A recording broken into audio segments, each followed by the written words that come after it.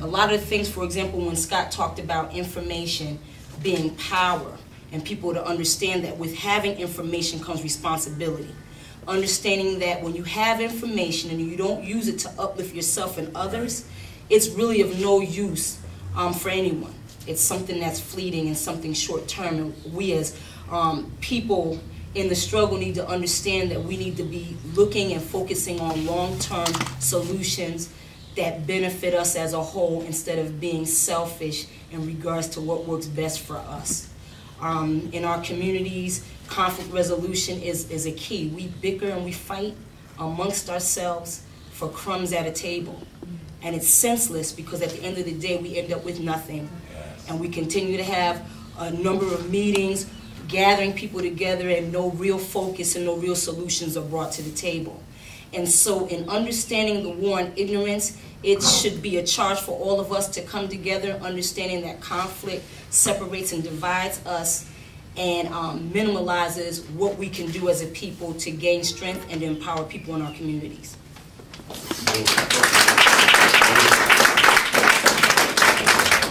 Thank you very much, Lisa. I'm going to bring up the president of the local chapter for Omega Psi Phi EI chapter, Brother Basilis Kevin Wall.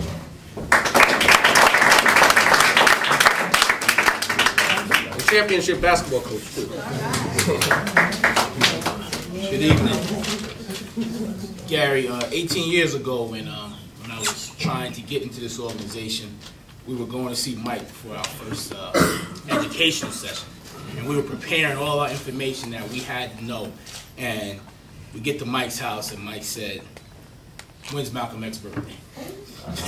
So imagine, you know, we're 20 years old, we're prepared to, you know, because we know Mike was a strong man, regurgitate all this information. When he asked us when Malcolm X's birthday was, it kind of just knocked us off track for half a minute. And I'm happy to say that my mother also shares a birthday today with Malcolm X back in New York. So, good evening, everyone. I'm glad to see there are members of the press here. The witness to begin on such an enormous yet friendly, time-friendly project. As Mike said, my name is Kevin Walt. I'm the boss of the Epsilon Iota Iota chapter of Omega Psi Phi Fraternity Incorporated. And I'm here today on behalf of our 50-plus members to pledge our support and commitment to Brother Michael Jefferson, the KIYAMA movement, and the war on ignorance. Wikipedia, and it tells you the state and age we're in this day, not Webster, but Wikipedia states that ignorance is where someone or something is uninformed. This should not be confused with being unintelligent, as one's level of intelligence and level of education or general awareness are not the same. The word ignorant is an adjective describing a person in a state of being unaware. The term may be used specifically as an example. One can be an expert in math and totally ignorant of history, or generally an ignorant person, although the second use is used as less as descriptive and more as an imprecise personal insult. And we are not here to insult anyone, we're here to enlighten. As a leader in the black community, it's important for me to be here today. Not merely to criticize or lay blame, but to stand shoulder to shoulder with others in the community to demonstrate that we are ready to offer solutions by rolling up our sleeves, getting in the trenches, and providing much-needed mentoring and leadership. Some folks may feel that by declaring a war on ignorance, we are shining a negative light on the black community or airing our dirty laundry. In my estimation, the war on ignorance is less about airing our dirty laundry, for our dirty laundry is aired every day on BET, MTV, YouTube, Facebook, the local news, the national news, and every other media outlet. And it's more about taking advantage of the opportunity to positively impact our community in a way that we will allow us to continue to prosper in the spirit of the Civil Rights Movement and the image of President Barack Obama. This is without a doubt a controversial idea, similar to the remarks made by our brother Bill Cosby a few years back. And when a controversy arises, people tend to take sides. Well, I happen to agree with Dr. Crosby when he says that we have to fix ourselves instead of looking for everybody else to fix us. I stand on the side that says we have to do better. No race, class, ethnicity, religion has a monopoly on ignorance. If you live long enough, you'll learn that ignorant people come in all shapes, sizes, colors, and window dressings. However, I believe that we must address the little things outlined in the war on ignorance before we can conquer the social and psychological ills that plague our community. The war on ignorance is an opportunity for us as a community to come together to address the quality of life issues that have a stranglehold on our community. My goal is for Epsilon Iota to provide leadership and uplift in our community, not casting blame nor judging our neighbor. Thank you.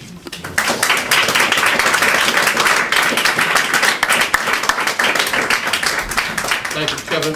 We're going to bring up the state rep for the 94th district. I was otherwise appointed today, but I got the message that Mike wanted me to be here, so I came. That should tell you something about Mike. Mike tells you to come, you come. You know, I was sitting there looking at what ignorance is, and one of the things was looking at the faults of others and not looking at our own faults. And I think that's one of the most important things that we can talk about. And, you know, oftentimes we'll talk about what's going on with other people, but I've said to people for a long time, you know, even if they, whoever they are, change, are we ready to be what we could be? And a lot of the time the answer to that question is no. And I want that answer to be yes. And I think it happens by doing things like this, by loving our community. You know, I love our community a lot. I move in the opposite direction most of us will move when we move up, back into our community. And so what I think we should be doing is loving our community, and yes, holding up that mirror that Principal Highsmith talked about, holding up that mirror to ourselves and saying, are we doing what we should be doing? And so, you know, I'm very happy to be here today, even though I had another appointment. I'm very happy to be here today because I'm with some people who I know love our community. And I'm with some people who I know have fought for a long time to hold up our community. And so anything I can do from my vantage point as a state representative, and just as a person who lives in this community, I'm very happy to be here to do it because, you know, one of the things that I've said for a while, I'm kind of happy I get to quote myself because it's a good quote, I think. The history that's written for us, everybody, our community, the history that's written for our children to read in the future is written by the actions we take today. Right. Mm-hmm. So there's no better call to responsibility than that history. So thank you. Thank you. We're going to bring up Barbara Fair.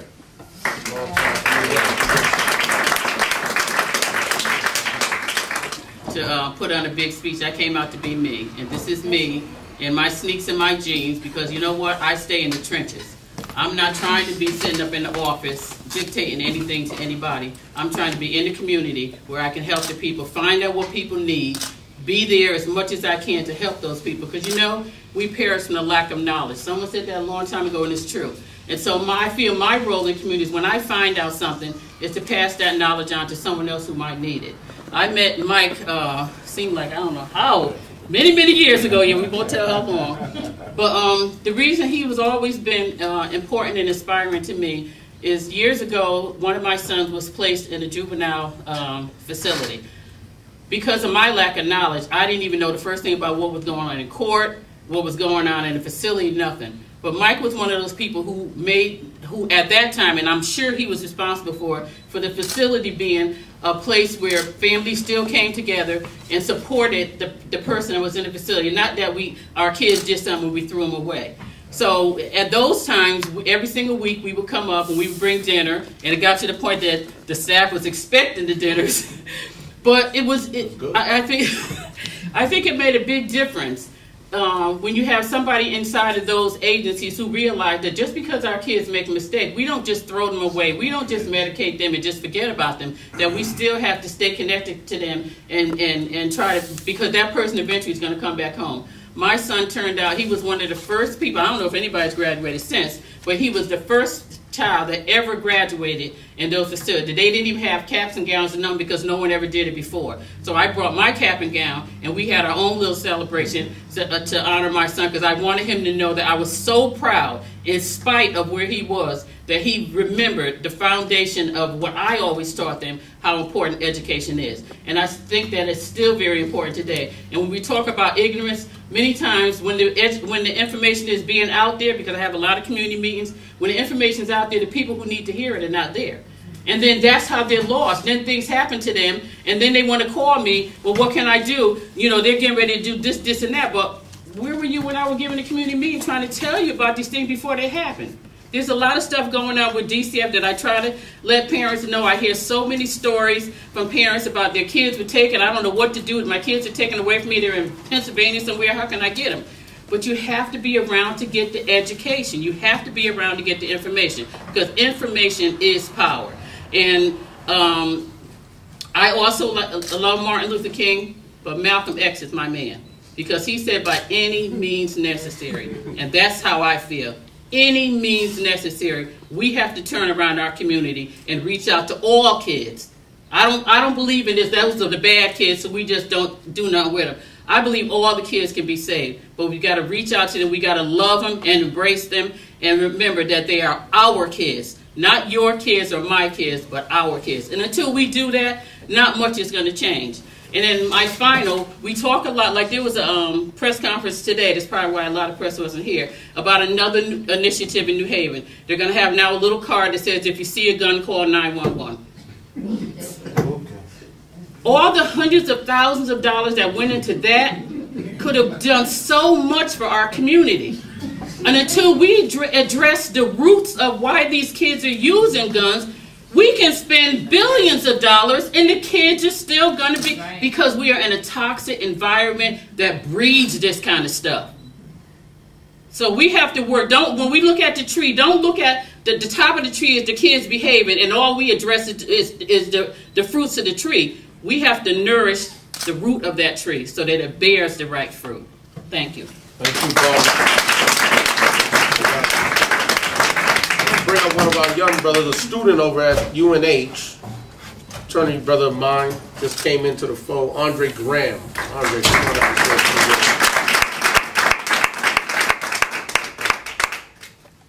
up. Well, I'm happy to be here today. I wasn't prepared to speak, but all that I'm going to say is that as a student leader at the University of New Haven, I think the best thing to do is to educate the college student young men on the KIYAMA movement, because we need it in the, on our campus, on all college campuses, to help get the word out there. And I think the education with my fellow college students will be the best thing to do. And that's all really I have to say.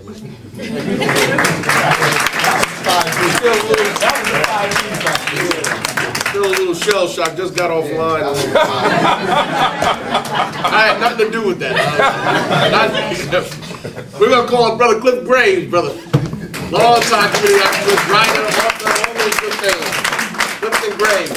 We're almost done, and then... And I would, Mike, give yourselves a hand for being here today. Everybody, give yourselves a hand for supporting this effort. I too, Gary mentioned family as well as Kevin. This day is always special to me because this would have been, had my parents survived, this would have been their 58th wedding anniversary. They both are now deceased, but the fact that they fell on Malcolm's birthday was always doubly special for me. And I honor them, because were it not for them, obviously I would not be here.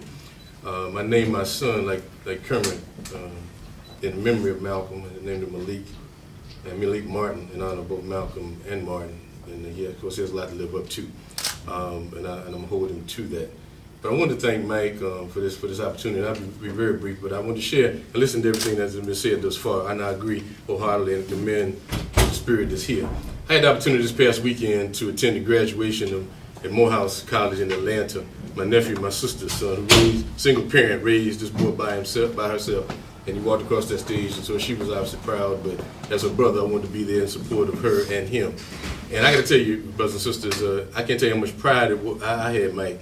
There were 519 young black men who got their great degrees this past Sunday. Wow. And I thought about the symbolism, the syllogism, I guess. 519, today's 519, Malcolm's birthday. The fact, you know, I don't know, you can play games with that if you want to. But it's deep when you think about it. I thought it was deep in 3. But more significant than that, I mean, a lot of black colleges sometimes, especially the elite schools like Morehouse and Spelman, get in Hampton get a bad rap. But I thought it was significant. On the day before graduation, the baccalaureate speaker, a young minister, Baptist preacher, Scott, from Ohio, spoke to the young brothers and challenged them, said, take this information to address the ignorance that's out there in the community. Take this information, the knowledge, the education that you have, and bring it back to the hoods from which you come. Take it back to the hoods where you grew up from, where your parents grew up, because we need that information, we need that knowledge, we need that expertise. and invoking that challenge to them in King's Chapel with Dr. King's statue outside outside that door. He said, I'm invoking the spirit of Benjamin Mays, Martin King, and Malcolm X. And I thought, Mike, that was significant, that a black preacher, Baptist preacher, in Dr. King's chapel would use Malcolm, would equate Malcolm with Benny Mays, who was one of the great educators and leaders, former president of Morehouse College, mentor of Dr. King and Malcolm in the same breath. But more significant than that, as we celebrate and commemorate Malcolm's birthday, the next day, the valedictorian of the class, Scott, young brother who had a 4.0 average, which means I guess he got an A in everything. Everything from the time he went to stepped on campus to the time he left. With political science and history, he was going to Harvard Law, Mike. Young brother, speaking to his peers, invoked the name of Malcolm and Martin and challenging his peers, his fellow students, to be responsible and responsive to the needs of our community. And I thought, I can't tell you how heartened I was by that, because again, in the day and time when we see so many young brothers who have the capacity, as Barbara pointed out, and intelligence to go to a Morehouse or to a Harvard or Yale or Hampton or Southern or UNH and end up in Whaley Avenue or Niantic, or not Niantic, but you know, Unclesville, or wherever they end up, and they don't have the direction and guidance that they need. I was heartened by that, but at the same time, I thought about the fact that during the same period of time, those brothers that were at Morehouse, the 519 of them, and the same communities in which they come, whether it was Atlanta, or Memphis, or Birmingham, or New Haven, or Hartford, or DC, or Chicago, or Detroit, probably that many brothers, at least in each of those communities, were either shot or killed or in prison. That many, at least. We know that. And so it just underscored to me the challenge that we face, which is why this KIYAMA movement is so important and so necessary for us to take hold of and to grasp and to embrace as African American men and women as we address the issues of ignorance and address the issues of decency in our community and how we have to take responsibility for our actions as we go forward. And one final thing I'd like to say before I sit down, there's a program, and some of you are familiar with, Tom FICKLIN and I are running a program through the Board of Ed called the Obama Initiative, which of course is using the president's image and symbolism as a way to inspire and motivate 6th to 8th grade boys right over here at Wexler Grant and at Lincoln Bassett right here in this community. And part of what we talk about every week, and we bring in brothers like yourselves, is we deal with the issue of ignorance and how it's important for them important for us to plant the seed in their head to strive now, to aspire now, to be whatever it is you want to be. And that point became even more underscored for me on my way back from Atlanta this past week. And I was sitting on the plane beside this Caucasian male, middle-aged man who was on his laptop, and I just happened to look over. He kept putting up Yale stuff on his computer. So I asked him, I said, well, excuse me, do you attend Yale, or you work at Yale, or teach at Yale? And he said, no, but my son wants to go to Yale. And so I'm going to be in the area, so I'm going to go to the bookstore and get the pennant and jacket and cap and everything. So I said, well, how old is your son? He said 8. My son is 8. And so the point is, as we talk about Obama Initiative, talking about dealing with our youth and community, and Gary knows this, and Kermit as educators, so what that says is that somebody's planting the seed. That's just boy says. So every morning he wakes up and goes, and every night he goes to sleep. He's gonna have Yale, and he also has Princeton up there too, on his wall, which says to him that that's where I'm going. I'm aspiring for that, and nobody's gonna stop me from that. So somehow we got to incorporate that. And I see Fata down there. We don't forget about them, more about us. But I think we use examples like that to further encourage and inspire and motivate what we must do with our young boys and girls in terms of planting the seed early and often about what they can do, what they can be, and how they should go about it. Because it starts right now. And which is why this movement, I think, is so important and why we should embrace it. Because Benjamin Mays, as I leave on my Morehouse piece, Benjamin Mays, the former president of Morehouse, said this about us and where we are as a people. Those of us who start out behind in the race must run faster or forever remain behind. Those of us who start out behind in the race must run faster or forever remain behind. We are behind, so we got to run faster. We got to run faster, we got to run harder. And this KIYAMA movement puts us on the path, puts us on the track to continue to run harder and to run faster. So I thank you for that, Mike, and thank y'all. God bless you.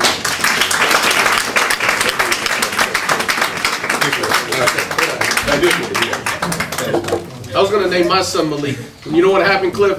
Kermit did. Yeah, they had. Kermit, right. Yeah, Kim had the baby before Pam. So what we did was, we named our son Malcolm Fidel. You know what I mean? So after Malcolm and Fidel Castro. So that's how we did it. But beautiful name. Also, I want to recognize Lacinia Wynn, who's been with me, you know, helping to move. Very instrumental. And we're going to do something on Saturday, right? We're going to do the KIYAMA pledge at 11 o'clock at the new Mike Adante Student Center over at Southern. All welcome to attend. We have two more speakers. I have a young man I want to bring up, and then I'm going to close with Dave Canton, but I want to bring up Shelton Tucker, you know, who's been out here for a long time.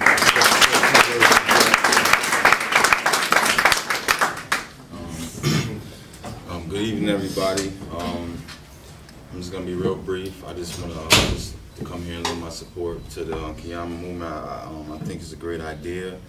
I'm honored to be here, to be part of this, and also this day and this movement holds a special significance for me, being that this is Malcolm X's 85th anniversary of his birth.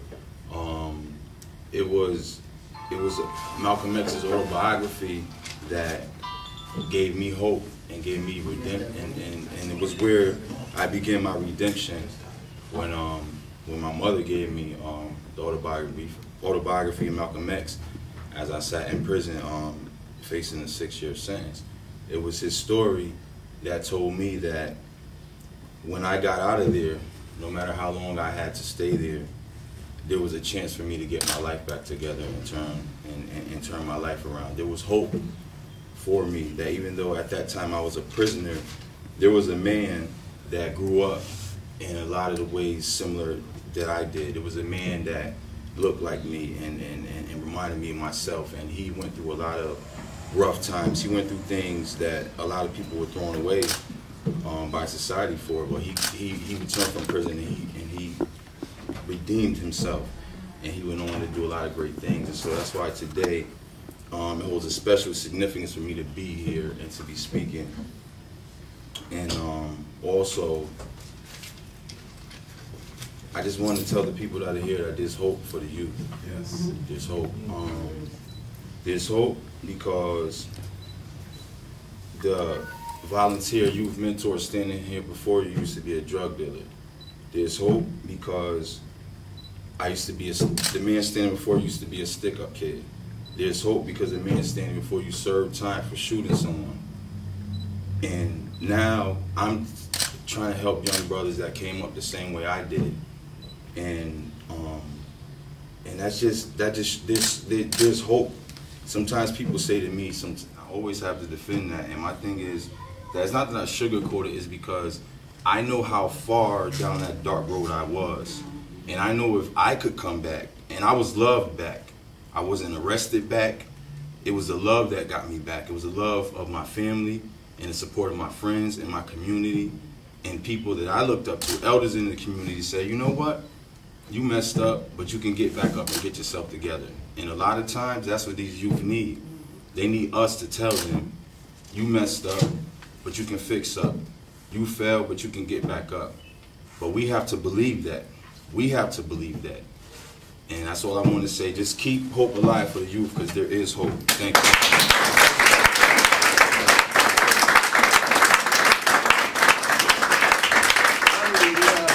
Brother Dave Canton, he just came out May 1st. An African-American lawyer, Raymond Pace Alexander, civil rights attorney like yourself, out of Philadelphia. So just came out, my first one. We'll get some more down the line.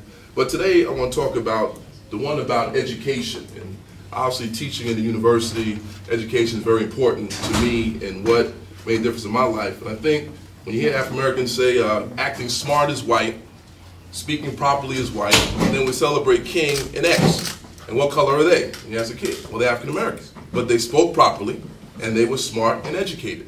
So those are one of the things in terms of ignorance, that stigma of being smart, getting A's, reading, studying, doing well in school is being equated with whiteness. But then we'll celebrate Martin Luther King and Malcolm X, who would definitely advocate getting an education. So we see with Malcolm X, education became key. And once He got out of the stage of ignorance, out of prison, started reading. It didn't stop. It continued because we know learning is lifelong. And if you look at Malcolm X's life, and we talk about education, he met Fidel Castro in 1960 in Harlem, knew about international affairs. Patrice Lumumba in the Congo was assassinated in 1961, was supporting the UN protest, people like Maya Angelou. He also worked with Ossie Davis, Ruby Dee, Alex Haley, Lorraine Hansberry, author of Raisin in the Sun. He gave talks at Boston University, City College, Yale University, Morgan State. So his education continued throughout his life, and it didn't just remain in a box. And part of ignorance is not being exposed. So he traveled across the world. He was in Africa in 59 before 64. So again, broadening his information, his knowledge. And for a lot of our kids, you know, getting out of New Haven, thinking outside the box, right? That being black only is this one little thing. We see with travel, reading, and education, you can expand the mind and learn more and more. Another thing I'd like to add in terms of Malcolm X is we have figures in these boxes, right? Martin Luther King, I have a dream, anti-Vietnam War, right? Malcolm X, and why Malcolm X? He hates white people, and then after 64, he loves white people. And the reality is both men over time were coming together, right? So what I try to tell students is we shouldn't put people in boxes, and this is how you create community. Like the woman said, some of us activists, some of us do what we do. We all have a skill and talent. I always use this example. If my tooth hurts, I don't go to a doctor. I go to a dentist because that's his specialty. So for many of us, we're community activists. That's our strengths, right? That's what we're good at. For us, we're attorneys, we're professors. All these positions can contribute to this thing of community and activism, making the world better. And that's another thing. Malcolm X, a father, a husband, an activist, involved in the community, able to work with working class, professional people, all different types of people, because he understood the heart of African Americans in Harlem, in Detroit. He worked with Adam Clayton Powell, Christian minister, Albert Cleage in Detroit, Christian minister, James Boggs, labor leader.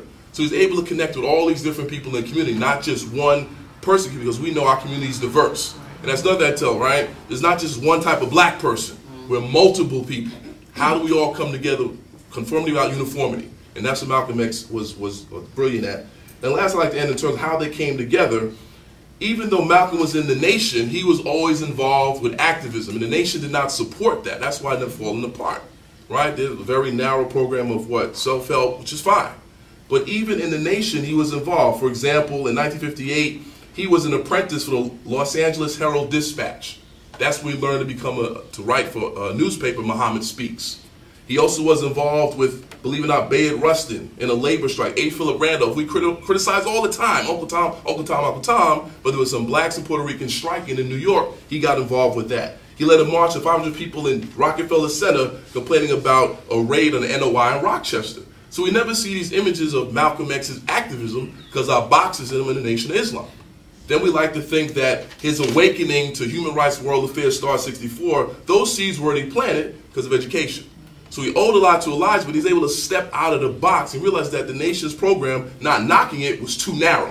You need to get out in the street and protest. Martin Luther King, he had a dream, had a dream, had a dream. By 65, anti-Vietnam War, poverty, and racism. So both of them naturally came to this point. So those seeds were there with Martin Luther King, but he knew to get stuff passed, he could not talk about anti-Vietnam War. Malcolm X knew to stay in the Nation, he couldn't go to Elijah, let's start protesting. So he wanted to take the Nation onto another platform, and that's why you see that tension. So both men share more in common. So that's why I always try to tell students that we don't have to pick a team, right? That again, both individuals had a community at heart, different tactics, but if you live in America long enough, we're all going to come to that same conclusion. There's racism, what tactics you're going to take, how they work together, a lot of influence of where we're born, who's in our lives, religion, whatever it may be. But at the end of the day, I think we all share common goals, but at the same time, we all have specific talents and skills, because you definitely don't want me building too much, because I can't do that too well.